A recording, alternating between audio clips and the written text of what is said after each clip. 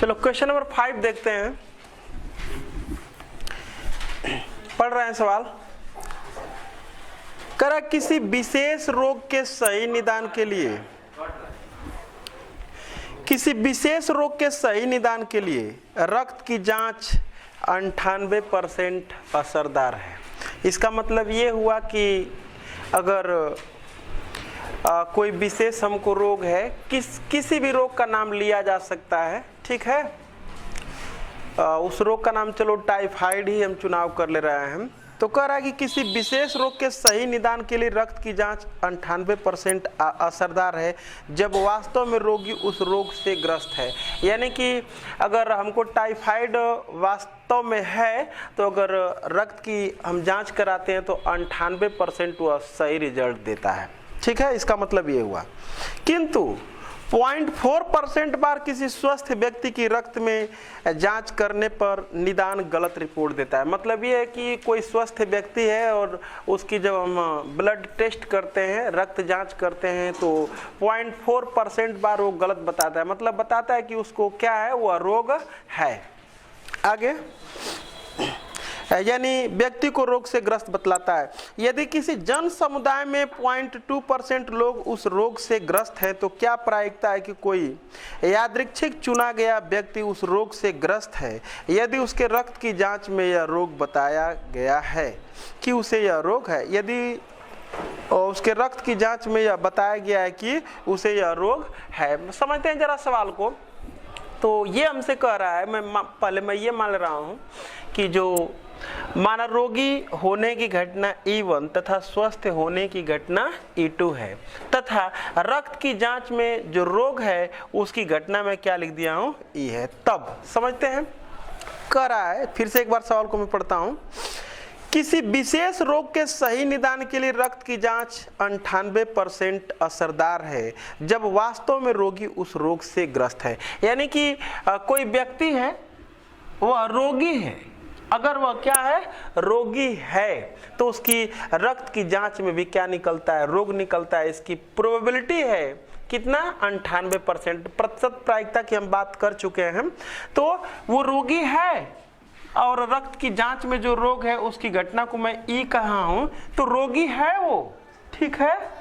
और रक्त की जांच में क्या आता है, रोग आता है। तो इसको हम लिखने का तरीका जान चुके हैं कि ये E1 हो चुका है, तब रक्त की जांच में रोग आता है, उसकी क्या प्रोबेबिलिटी है, तो PE1 अपान PE/E1 से उसको डिनोट करेंगे। वही 98/100, 98% उसको कह रहा है। सेकंड बात करते हैं। किंतु 0.4% बार किसी स्वस्थ व्यक्ति की रक्त जांच करने पर निदान गलत रिपोर्ट देता है। यानी व्यक्ति को रोग से ग्रस्त बतलाता है। यानी कि कोई व्यक्ति क्या है, स्वस्थ है और उसकी जब रक्त जांच हुई तो उसको क्या बता रहा है, रक्त की जांच में रोग नहीं, यानी कि स्वस्थ है, E2 हो चुका है। और फिर उसके बाद E की प्रायिकता E2 हो चुका है, E की मतलब कि रक्त की जांच में भी रोग निकल रहा है, तो उसको हम संकेत देंगे PE/E2 से, और वही है 0.4%। ये हमको कह रहा है। आगे बढ़ते हैं। यदि किसी जन समुदाय में 0.2% लोग उस रोग से क्या है, ग्रस्त है, यानी कि कोई एक जन समुदाय है, वहां पर ये कह रहा है, मैं जन समुदाय में भाई दो ही प्रकार के व्यक्ति हो सकते हैं उस रोग के सापेक्ष, कि वो रोग या तो होगा नहीं तो नहीं होगा। तो जन समुदाय है, उसमें मैंने कहा है कि रोगी व्यक्तियों का, जिस विशेष रोग की बात की जा रही है, उनके सेट को मैंने E1 कहा है, चाहे उसकी घटना को मैंने E1 कहा है, और जो व्यक्ति स्वस्थ हैं उनकी घटना को मैंने E2 कहा है। तो ये कह रहा है कि 0.2% लोग उस रोग से क्या है, ग्रस्त हैं। तो जन समुदाय में 0.2% का मतलब कि E1 की जो प्रोबेबिलिटी है वो 0.2%, यानी कि 0.2/100। तो हम तो जानते ही हैं कि वो जो जन समुदाय है, तो फिर इसकी प्रोबेबिलिटी और इसकी प्रोबेबिलिटी का जो सम होगा वो कितने के इक्वल होगा, 1 के इक्वल होगा। तो यहाँ पर देख लेते हैं कि ये 0.2% दिया हुआ है किसकी, E1 की प्रोबेबिलिटी। तो अगर हम E2 की प्रोबेबिलिटी निकालें तो देखो इसका और इसका सम कितना होगा भाई, 1। और 1 तो प्रोबेबिलिटी है, प्रतिशत प्रायिकता नहीं है। तो अगर उसको हम प्रतिशत में निकालते हैं तो 1 को अगर प्रतिशत में कन्वर्ट करेंगे तो कुछ इस प्रकार से हो जाएगा 100%, नहीं 1 को अगर हम प्रतिशत में बदलेंगे तो कितना हो जाएगा 100%। अब 100 में से हम क्या कर देंगे भाई, 100 में से इस 0.2% को घटा लेंगे तो ये हो जाएगा 0.2 और यहीं पर हमारा क्या हो जाएगा प्रतिशत, क्योंकि ये 100% टोटल और ये जो है कि 0.2% रोगी होने की प्रायिकता है, तो 100 में से हम घटा लेंगे तो क्या निकल जाएगा, 100 में से 0.2 घटा लेंगे तो रोगी न होने यानी कि स्वस्थ होने की वो प्रोबेबिलिटी आ जाएगी। तो 0.2 इसमें से घटाते हैं, देखते हैं कितना आता है। 100 और 0.2 इसमें से घटा लेंगे तो ये हो जाएगा 8 ना, और ये हो जाएगा बोल दो 99, तो ये हो जाएगा 99.8%, चाहे 99.8 बटे में इसको क्या लिखा जाता है, 100 लिखा जा सकता है। अब उसके बाद हमसे पूछ रहा है कि किसी व्यक्ति, लास्ट में पढ़ देता हूं बस एक लाइन और, कह रहा है कि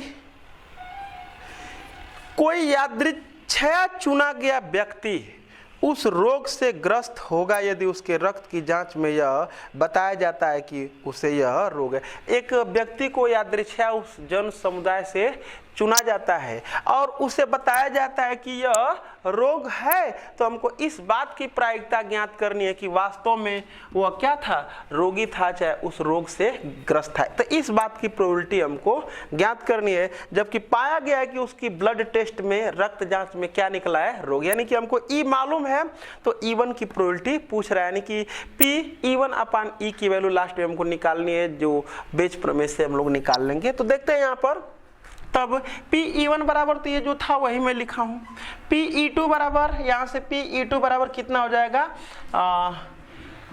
99.8 बटे में 100 कर लेंगे, और Pe/E1 का मतलब ये, और Pe/E2 सब दे रखा है हमको, ये मैं लिख लिया हूं। अब उसके बाद फार्मूला Pe1/E हमको इसी बात की प्रोबेबिलिटी ज्ञात करनी है, जबकि ये है रक्त की जांच में रोग निकला है। तो इसके लिए सूत्र मैं बता चुका हूं कि कैसे लिखते हैं, ये प्रोडक्ट अपान में टोटल प्रोडक्ट का सम, वैल्यू पुट आउट करते हैं। तो Pe1 का मान है 0.2/100 इंटू इसकी वैल्यू है 98 बटे में 100, देख लो तो यही है ना, 98 बटे में 100 अपान 0.2/100 और इंटू 98 बटे में 100 प्लस ये है 99.8 बटे में 100 इंटू 0.4/100। बस इसी को क्या कर लेते हैं, कैलकुलेट कर लेते हैं, और यही हमारा क्या होगा, आंसर होगा। देखते हैं यहाँ पर बराबर, इसको मैं सॉल्व करता हूँ। देखो 100 का 100 मल्टीप्लाई कर लेंगे, वो पूरा नीचे ऊपर पूरा कट जाएगा, तो ऊपर मल्टीप्लाई कर लेंगे तो 0.2 का ये हो जाएगा 2×8 16 और 2 9 18 और 1 19, 19.6 और नीचे भी यहाँ पर भी 19.6 ही होगा, प्लस 4 का मल्टीप्लाई इसमें कर लेंगे तो 8 चौके 4/32 और 4 9 36 और 3 39 और 4 9 36, 3 फिर एक बार 39 लिखेंगे और 2 स्थान पर दशमलव यहाँ पर ऐसे कर लेंगे। अब मैं लिख लेता हूँ ये 19.6 और बटे में इसको मैं जोड़ लेता हूँ, तो ये हो जाएगा 2 और 9 6 15, 9 6 15 और फिर उसके बाद 9 9 18, 1 19 और 1 2 3 ये हो जाएगा। अब 9 तो दशमलव काट लेते हैं, तो ये हो जाएगा 1960 बटे में 39, अरे ये 39 52 यानी कि 3952।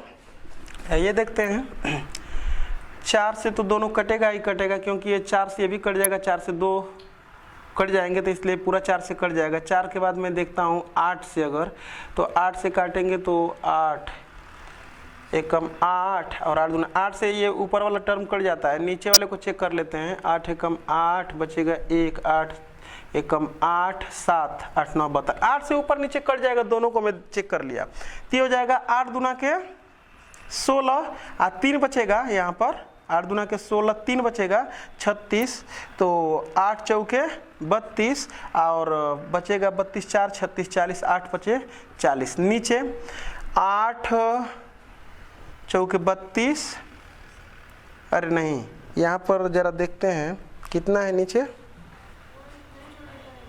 हाँ जोड़ने पर इतना ही आ रहा है, जरा चेक कर लो भाई, चेक कर लो जरा सा इसको, सही है।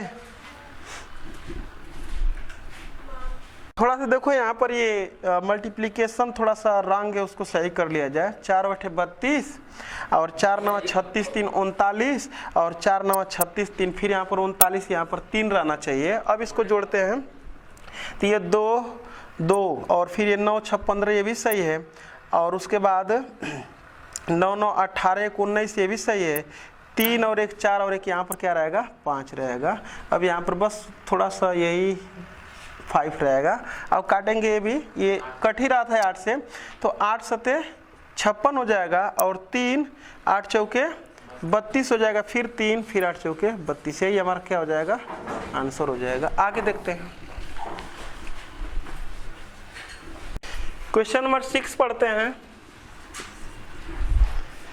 करा कि 3 सिक्के दिए गए हैं, एक सिक्के के दोनों ओर पट ही है। 3 सिक्के हैं भाई, ये एक सिक्का है और दोनों के, और एक सिक्के के दोनों ओर पट, पट का मतलब टेल, अच्छा। और एक सिक्के के, अरे दूसरा सिक्का क्या है, अभिनत है। अभिनत और अनभिनत, अभिनत और एक होता है अनभिनत, मैं बताता हूं अभी। तो कह रहा है कि दूसरा सिक्का क्या है, अभिनत, जिसमें 60% बार पट आता है। ये जो पट आता है वो कितना, 60%, ठीक है। तो तुम जान ही रहे हो कि तब जो चित आएगा वो कितना बार आएगा, 40%, ठीक। और फिर उसके बाद क्या कह रहा है, तीसरा सिक्का क्या है, अनभिनत सिक्का है। तो मैं बता देता हूं कि अभिनत और अनभिनत, तो ये होता है अनबायस्ड, अनबायस्ड, और ये होता है बायस्ड, बायस्ड, ठीक है। और इसका मतलब होता है जो बायस्ड होता है और जो अनबायस्ड होता है, तो मैं बता चुका हूं कि ये जो बायस्ड होता है वो न्यायी नहीं होता है, पक्षपाती होता है, किसी के पक्ष में होता है। और ये क्या होता है, ये पक्षपाती, ये मतलब कि ये जो होता है वो पक्षपाती होता है और ये पक्षपाती नहीं होता है। यानी कि एक सिक्का है तो इसके एक और हेड है और एक और टेल है, तो दोनों की जो प्रोबेबिलिटी होगी वो समान समान कहेगा। तो मैं इस चीज को पीछे बता चुका हूं, ठीक है। तो समझ लेते हैं एक बार, ये जो तीसरा सिक्का हमारा है वो कितना है भाई, उसके एक तरफ हेड है और दूसरे तरफ क्या है, टेल, और दोनों की प्रोबेबिलिटी वहां पर क्या है, सेम है। एच की प्रोबेबिलिटी 1/2 और टी की प्रोबेबिलिटी 1/2 है। लेकिन यहाँ पर टी की प्रोबेबिलिटी क्या है, 60% है, और एच की जो प्रोबेबिलिटी यहाँ पर बस संकेत मैं करता हूँ, अभी मैं लिखूंगा, अच्छा। और एक ऐसा सिक्का है जिसके दोनों ओर क्या है, टेल है। इसका मतलब कि अगर हम पीटी निकालेंगे तो 1 आएगा और पीएच निकालेंगे तो कितना आएगा, 0 आएगा, कुछ ऐसा है। आगे पढ़ता हूँ सवाल को।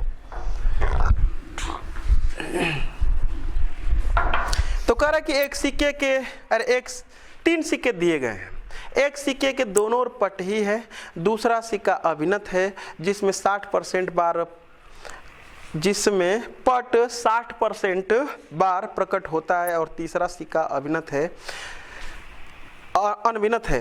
तीनों में से एक सिक्के को क्या किया जाता है, यादृच्छा, तीनों में से एक सिक्के को यादृच्छा चुना जाता है और उसे क्या किया जाता है, उछाला जाता है। यदि सिक्के पर पट प्रकट होता है तो क्या प्रायिकता है कि वह दोनों ओर पट वाला। समझते हैं, जरा सा ध्यान से देखो। एक 3 सिक्के हैं हमारे पास, ये है, तो जिसके दोनों ओर पट है उसकी घटना को मैं क्या लिख देता हूं भाई, E1। और एक जो है जिसकी प्रोबेबिलिटी, टी की प्रोबेबिलिटी 60% है और एच की प्रोबेबिलिटी 40% है, उसको मैं क्या कर दे रहा हूँ, उस सिक्के की घटना को मैं E2 लिख दे रहा हूँ। और ये जो एक ऐसा सिक्का है जिसको कह रहा है कि अनभिनत है, मतलब कि एच और टेल की प्रोबेबिलिटी समान समान दिखा रहा है, उसकी घटना को मैं क्या लिख दे रहा हूँ भाई, E3। अब कह रहा है कि इनमें से किसी एक सिक्के को पहले क्या किया जाता है, चुना जाता है। इसमें से किसी एक सिक्के को चुना जाता है। तो सपोज कर लो कि मैं यहाँ पर एक सिक्के किसी को चुन लिया, तो बताओ तुम कि P E1 बराबर क्या होगा, Pe2 बराबर क्या होगा, Pe3 बराबर, भाई 3 सिक्के हैं, 3 सिक्के में से किसी एक सिक्के को चुनने की जो प्रायिकता हो जाएगी 1/3, समझ पा रहे, 3 सिक्के है ना, 1 2 3, किसी एक सिक्के को पहले चुना जाता है और चुनने के बाद उसको क्या किया जाता है, उछाला जाता है। तो इसकी प्रोबेबिलिटी भी 1/3 और इसकी प्रोबेबिलिटी 1/3 और इसकी प्रोबेबिलिटी 1/3। अब उसके बाद जब चुना जाता है उसके बाद क्या किया जाता है, उछाला जाता है। तो फिर मैं पढ़ लेता हूं एक बार कि क्या कह रहा है आगे। चुना गया और उसे उछाला गया, यदि सिक्के पर क्या आता है, पट आता है, तो कह रहा है कि सिक्के पर उछालने के बाद क्या आता है, पट आता है। तो इस बात की प्रायिकता क्या है कि वह दोनों ओर पट वाला सिक्का है। तो हमसे पूछ रहा है कि इस बात की प्रायिकता क्या है कि वो दोनों ओर पट वाला सिक्का है। समझो जरा सा, इसमें से एक सिक्के को क्या किया गया, चुन लिया गया, चुनने के बाद इसको क्या किया गया, उछाला गया। तो जब उछाला गया तो क्या आया, पट आया, टेल आया, ठीक है। तो मैं ये लिख दे रहा हूं कि जो टेल आने की घटना है, उछालने के बाद टेल आने की जो घटना है वो कितनी है, ई है। तो हमसे ये कह रहा है कि वो पट आया, ये हमको मालूम है। तो इसकी क्या प्रायिकता है कि वो दोनों पट वाला सिक्का है, यानी कि हमको इस बात की प्रायिकता पूछ रहा है। इसका मतलब फिर यहाँ पर क्या लगने वाली है, बेज प्रमेय। ये मैं बार बार फिगर बना करके दिखा दे रहा हूँ ताकि बात स्पष्ट हो जाए। तो यहाँ पर हमको लिखना पड़ेगा, माना दोनों ओर, सिक्के के दोनों ओर पट है, माना सिक्के के दोनों ओर क्या है, पट है, दोनों ओर पट होने की घटना E1 कामा। फिर उसके बाद ये दोनों ओर पट है और ये अभिनत है ना, अनभिनत, अरे अभिनत, अभिनत सिक्के की घटना E2 तथा अनभिनत सिक्के की घटना क्या है, E3 तथा किसी एक सिक्के को चुनकर उछालने पर पट आने की घटना ई है। तब Pe1 बराबर 1/3, Pe2 बराबर भी 1/3 और Pe3 बराबर भी 1/3। अब उसके बाद मैं तुमसे ये पूछूं कि बताओ Pe की प्रोबेबिलिटी क्या होगी जबकि E1 हो चुका है। मतलब अगर ये सिक्का है और हम उसको क्या कर रहे हैं, उछाल रहे हैं, तो क्या आता है, टेल आता है। तो उसकी प्रायिकता कितनी होगी, तो अभी तो मैं यहाँ पर लिखा हूँ, देखो ना, जब दोनों तरफ टेल है तो फिक्स है, निश्चित है कि टेल ही आएगा। तो उसकी प्रायिकता कितनी हो जाएगी, 1। मैं पूछूं कि अगर वो सिक्का क्या है, ये वाला है, ये E2 वाला, मतलब यहाँ पर E2 के लिए मैं यहाँ पर केस लिखा हूँ, क्या है, वो अभिनत है, ठीक है। तो अभिनत की केस में देखो ना, यहाँ पर लिखा हुआ है PT बराबर 60%, PH बराबर 40% होगा, 100% में से उसको घटा देंगे तो यहाँ पर हो जाएगा हमारा, यहाँ पर क्या लिखेंगे भाई, PE/E2, PE/E2 बराबर कितना हो जाएगा, 60% ना। टी की प्रोबेबिलिटी हमको निकालनी है, क्या आता है, टेल आता है। अगर मान लो कि ये वाला सिक्का हो और टेल आता है तो उसकी प्रोबेबिलिटी है 60%, यानी कि 60/100। अच्छा, अगर मान लो कि ये वाला सिक्का है और उसको उछाला जा रहा है तो उस समय Pe/E3 की वैल्यू कितनी हो जाएगी, 1/2, क्योंकि हेड और टेल आने की प्रायिकता यहाँ पर लिख दे रहा हूँ कि PH मतलब हेड आने की प्रायिकता भी 1/2 होगी और टेल आने की प्रायिकता भी 1/2, क्योंकि वो सिक्का अनभिनत है, ठीक है ना, न्यायी है। तो ये हो जाएगा 1/2। अब उसके बाद मैं लिखता हूँ, नाउ लास्ट स्टेप यहाँ पर हो जाएगा। अब क्या निकालना है भाई, ये है पट आता है तो वो कह रहा है कि वो ये वाला सिक्का है, यानी कि इसकी प्रायिकता पूछ रहा है। तो P E1 अपान E की वैल्यू हमसे पूछ रहा है। तो जिसकी प्रोबेबिलिटी पूछ रहा है तो मैंने क्या कहा था कि ये वाला प्रोडक्ट ऊपर आएगा और बट्टे में टोटल प्रोडक्ट का सम नीचे कर देंगे। तो ये हो जाएगा P E1 into PE by E1, ठीक है, नहीं PE, ठीक है ना, अपान PE1 into PE by E1 plus PE2 into PE by E2 plus last PE3 into PE by E3। बस वैल्यू पुट आउट करते हैं बराबर ये जो है 1/3 इंटू 1, 1/3 इंटू 1 अपान 1/3 इंटू 1 प्लस ये प्रोडक्ट कितना हो जाएगा 1/3 इंटू, लिख सकते हैं इसको, 0 से 0 कैंसिल हो जाएगा। तो ये 2 3 6 और 2 5 10, 3/5 लिखा जा सकता है इसको। तो 1/3 इंटू 3/5 चेक कर सकते हो, इसको देख लो। और प्लस ये हो जाएगा 1/3 और इंटू 1/2। बस इसी को हल कर लेंगे, हमारा यही आंसर हो जाएगा बराबर 1/3। तो सब में से कॉमन लेकर के काटा जा सकता है इसको। तो 1 बटे में 1/3 कट चुका, तो 1 प्लस 3/5 प्लस 1/2। समझ पा रहे हो क्या हमारी बात को, बराबर 1 बटे ये नीचे वाले का एलसीएम हो जाएगा 10, और जब 10 कर लेंगे तो हो जाएगा 10 प्लस 5 2 जा 2 3 जा 6 और प्लस 5, और ये हो जाएगा 10 और बटे में 10 5 15 6 21। आंसर दे लेंगे, चेक कर लो। चलो क्वेश्चन नंबर 7 देखते हैं। एक बीमा कंपनी 25,000 स्कूटर चालकों 2500 स्कूटर चालकों, 3500 कार चालकों और 4500 ट्रक चालकों। मैं यहां पर लिख लेता हूं स्कूटर चालक,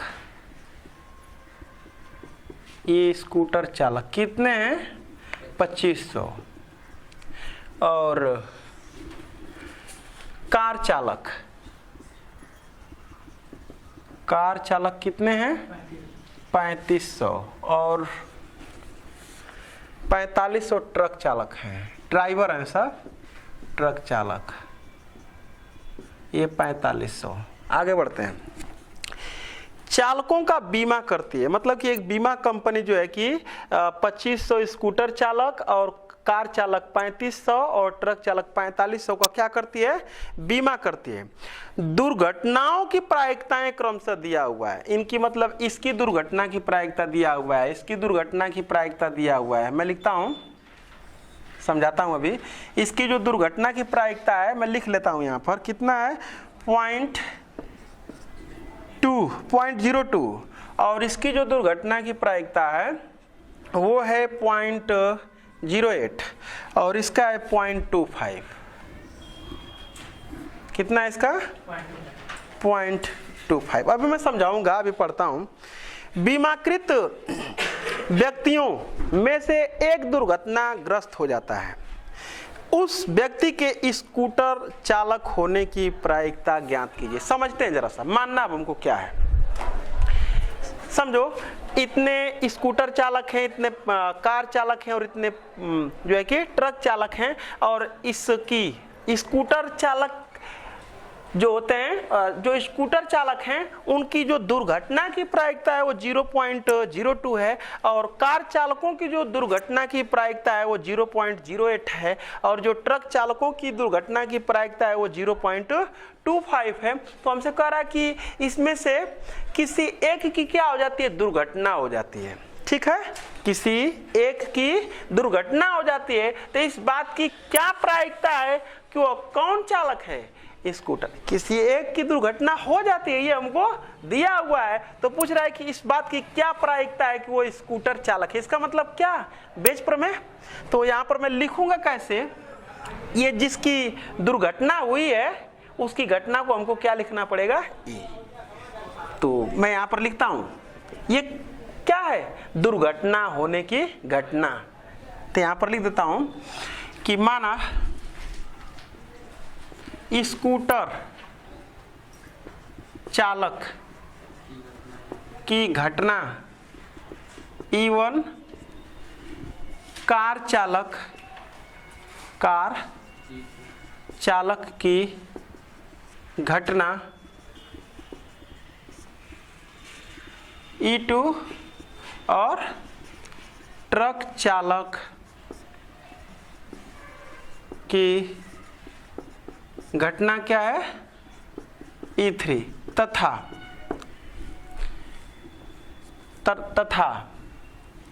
किसी एक की दुर्घटना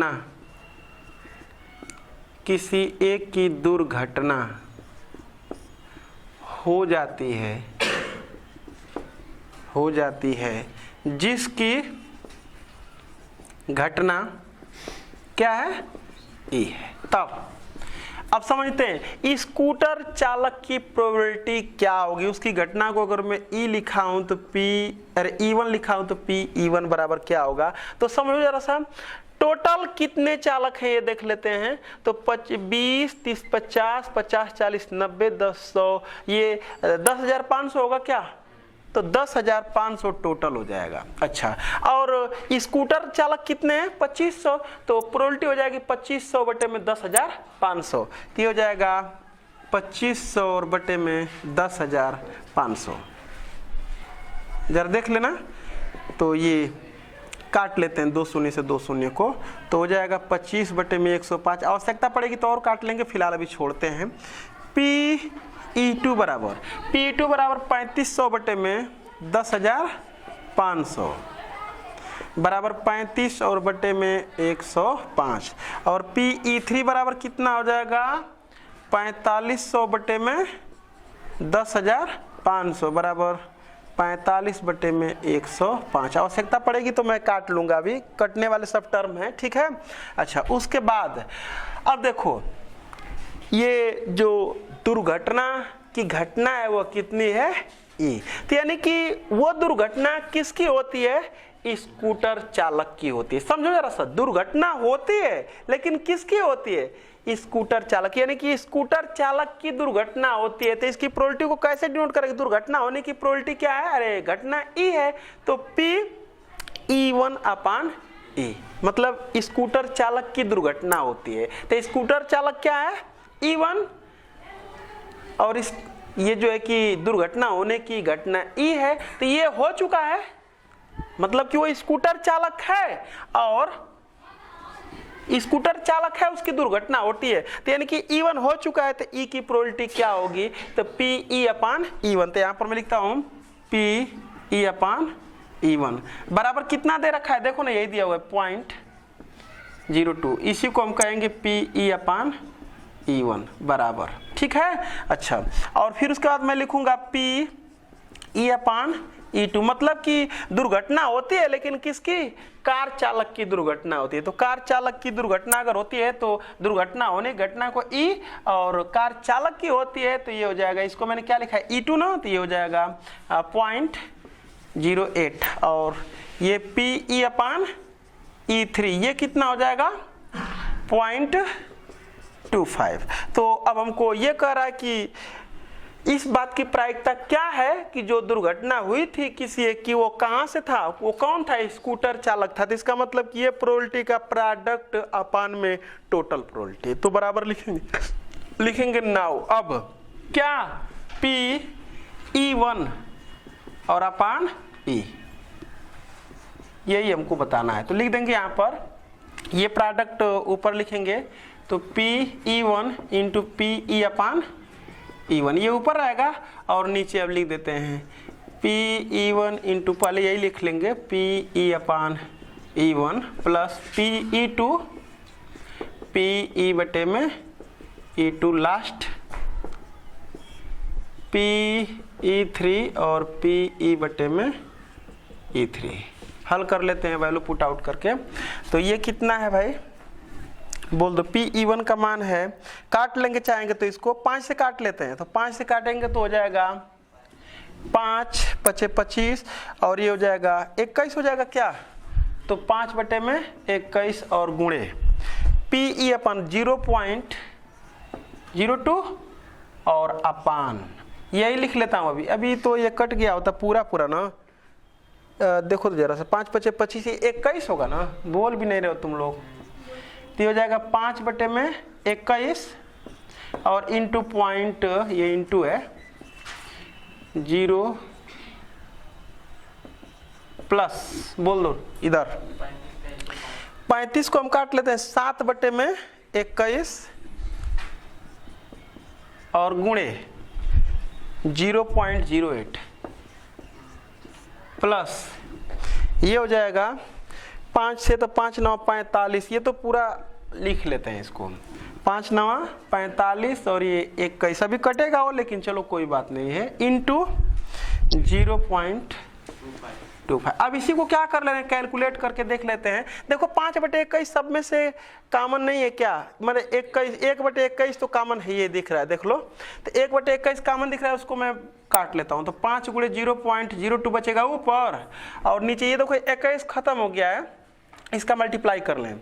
5 दूना के 10 ऐसा कुछ, 5 दूना के 10 और ऐसा कुछ हो जाएगा, और 2 स्थान पर 10 मलो, प्लस ये हो जाएगा 7/56 यानी 10.56 प्लस ये हो जाएगा 25 9 225 हो जाएगा 225, ये 2.25 बराबर। इसका मल्टीप्लाई कर लेते हैं तो 0.1 हो जाएगा ना, ये 0.1, और इसको सबको जोड़ लेते हैं ना, जोड़ लो। देखो तो 5 6 11 और 2 5 7 1 8 और 1 9, और इधर कुछ ठीक है ना 2। अब 9 तो इसको 10/291 लिख देते हैं। अब देखो अगर कटने वाला होगा तो काट लेंगे, नहीं तो यहीं पर छोड़ देंगे। आगे बढ़ते हैं।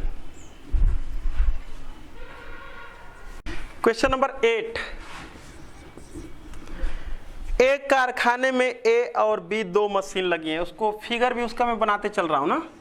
एक मशीन ए है और दूसरी मशीन क्या है, बी है। चलो ठीक, 2 मशीन लगी हैं।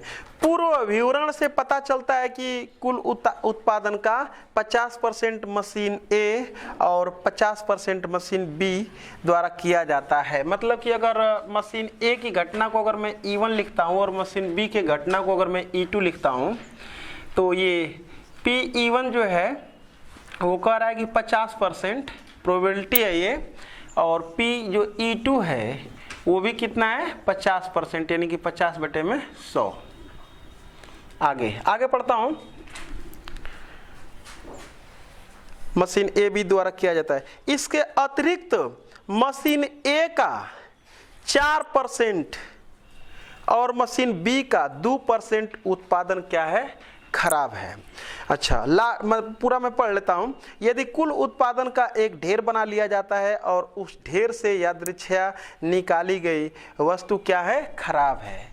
इन दोनों उत्पादनों का एक ढेर बनाया गया है ये, और उससे एक वस्तु निकाली जाती है। जितना ये उत्पादन करती है और जितना ये उत्पादन करती है उसका एक ढेर बना लिया गया है, और उसमें से एक वस्तु क्या की जाती है, ये चुनी जाती है। और ये कह रहा है कि ये वस्तु क्या है, ये उत्पादन क्या है, खराब है भाई।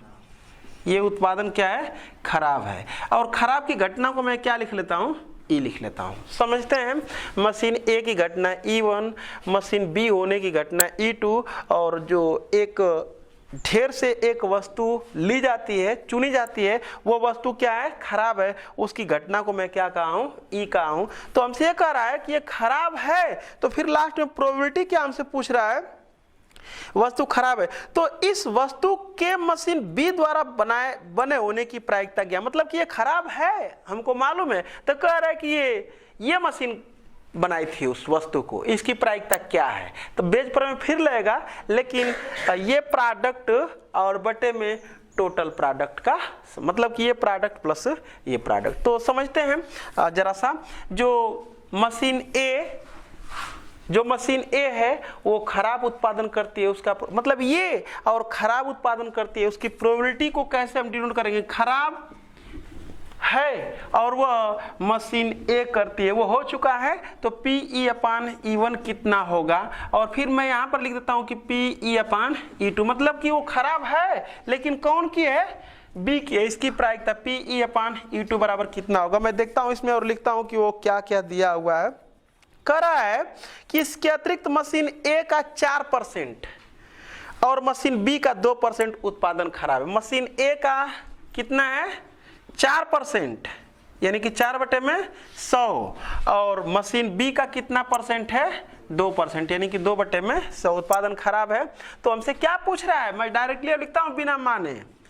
क्या निकालना है भाई, इस बात की प्रायिकता हमको ज्ञात करनी है, यही टू, लेकिन वो क्या था, उत्पादन खराब था, यही हमसे पूछ रहे थे। यहाँ पर क्या लिख लेंगे, ऊपर ये प्रोडक्ट लिखेंगे P E two into P E by E two upon P E two into P E by E two plus P E one into P E by E one. सब वैल्यू पुट आउट कर लेते हैं इसमें। अब ये है 50/100 और गुणे 2/100 अपान 50/100 गुणे 2/100 प्लस ये भी है 50/100 और गुणे 4/100। बस देखो 100 से 100 तो कट जाएगा, तो ऊपर ही हो जाएगा 50 गुणे 2 और नीचे 50 गुणे 2 और प्लस 50 गुणे 4। मैं 50 को कॉमन लेके काट लूंगा तो ऊपर 2 बच जाएगा और नीचे 2 + 4 हो जाएगा ये, यानी कि 2/6 हो जाएगा बराबर 1/3। आंसर दे लेंगे यहीं पर। आगे बढ़ते हैं, क्वेश्चन नंबर 9। दो दल एक निगम के निदेशक मंडल में स्थान पाने की प्रतिस्पर्धा में हैं। पहले तथा दूसरे दल के जीतने की प्रायिकताएं 0.3, 0.7 हैं। एक दल है, ये देखो मानने वाला काम नहीं भी करूंगा तो बहुत सवालों में मान करके दिखा दिया हूं, उससे भी काम चल जाएगा हम लोगों का। दो दल हैं, एक पहला दल है उसकी घटना को E1, जो दूसरा दल है उसकी घटना को मैं E2 लिखता हूं। तो PE1 बराबर दिया हुआ है, कह रहा है कि दो दल एक निगम के निदेशक मंडल में स्थान पाने की प्रतिस्पर्धा में हैं। पहले तथा दूसरे दल के जीतने की प्रायिकता है, इसके जो जीतने की प्रायिकता है, E1 के जीतने की प्रायिकता है वो 0.3 है, और इस दल के जो जीतने की E2 दल के जीतने की जो प्रायिकता है वो 0.7 है। आगे बढ़ता हूं। इसके अतिरिक्त यदि पहला दल जीतता है, यदि ये वाला दल जीतता है, ठीक है, तो एक नए उत्पाद के प्रारंभ होने की प्रायिकता कितनी है। यहां पर जो है नए उत्पाद की घटना में लिख दे रहा हूं, नए उत्पाद की घटना क्या है, E1, E है। तो अगर ये दल जीतता है तो नए उत्पाद, ये कह रहा है कि इसके अतिरिक्त यदि पहला दल जीतता है तो एक नए उत्पाद के प्रारंभ होने की प्रायिकता कितनी है, 0.4 है। तो ये जब जीतेगा तो इसकी प्रायिकता, नए उत्पाद की जो प्रायिकता होगी वो कितना होगी, तो PE, जबकि ये पहला वाला है, पहला दल है, तो PE/E1 की वैल्यू दिया हुआ है 0.4। और उसके बाद क्या कह रहा है, यदि दूसरा दल जीतता है तो इस बात की संगत प्रायिकता 0.6 है, यानी कि ये दिया हुआ है कि PE/E2 बराबर 0.6। आगे बढ़ते हैं, इसकी प्रायिकता ज्ञात कीजिए कि नया उत्पाद दूसरे दल द्वारा प्रारंभ, मतलब कि ये जो नया उत्पाद है ये कौन, दूसरे दल के द्वारा उत्पादित किया गया था। यही हमसे इस बात की प्रायिकता पूछ रहे हैं। फिर एक बार बेज पर में यहाँ भी लगेगा, तो यानी कि जो हमको निकालना है वो क्या निकालना है, PE2/E की वैल्यू निकालना है। ठीक है, तो मैं फिर एक बार यहाँ पर लिख देता हूँ, PE2/E बराबर PE2 इंटू PE/E2 अपान PE2 इंटू PE/E2, जो ऊपर आता है एक बार लिख लेते हैं, फिर प्लस में जो बचा है उसको लिख दें, PE1 into PE/E1। Value put out करते हैं, 0.7 इंटू 0.6 अपान यही रहेगा 0.7 इंटू 0.6 प्लस 0.3 इंटू 0.4। तो ये 7 छक 42 हो जाएगा। देखो ना 7 छक 42 पॉइंट, और नीचे हो जाएगा ये भी, और प्लस ये हो जाएगा 4 3 12, जरा देख लेना। जोड़ देंगे इसको तो कितना हो जाएगा ये 40 10 50 4 54 हो जाएगा ऐसा कुछ, यानी कि 42 बटे में 54। काट लेते हैं इसको 6 से, 6 सते 42 और 6 9 54। आंसर दे लेंगे, चेक कर लो। आगे बढ़ते हैं।